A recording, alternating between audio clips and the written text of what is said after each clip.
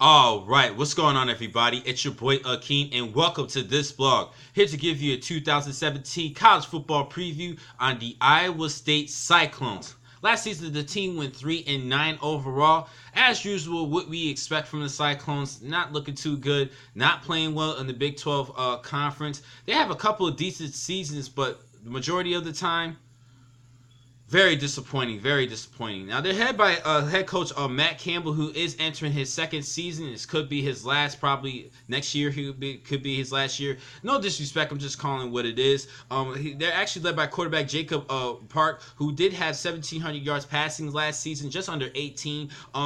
With 12 touchdown passes and 5 interceptions. So that does show he has a decent touchdown interception ratio, and he did split a lot of time at quarterback as well. Now, they actually had their best offensive weapon returning in Allen Lazard, who was an all Big 12 performer, as well as their second leading target in Trevor Ryan, but particularly Allen Lazard, who should have 1,000 yards in my projections this season. Now, as far as the running back position, they do have the return of leading rusher in David Montgomery, but watch out in the return of Mike Warren.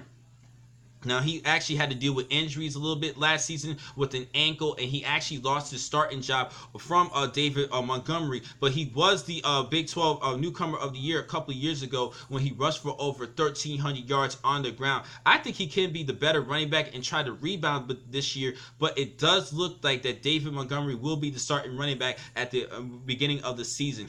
Now, if you take a look at the offensive line, they do have some key players returning. They have Jacob Camps, Robbie Garvin.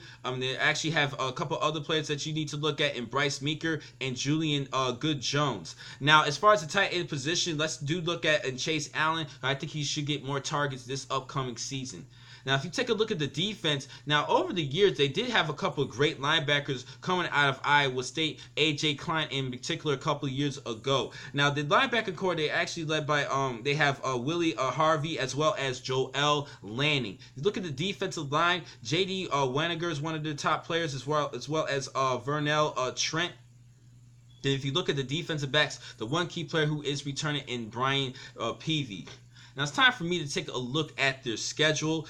September the 2nd, they actually placed against Northern Iowa, which they did lose to the Northern Iowa team last season. September 9th is against Iowa. That's a great in-state rivalry. September 28th against my Longhorns. Yes, that will be an L.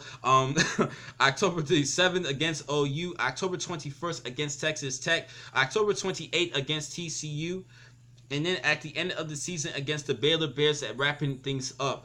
Now, I don't really expect much of a leap this upcoming season for the Cyclones. I actually have them going 3-9 again, probably worse.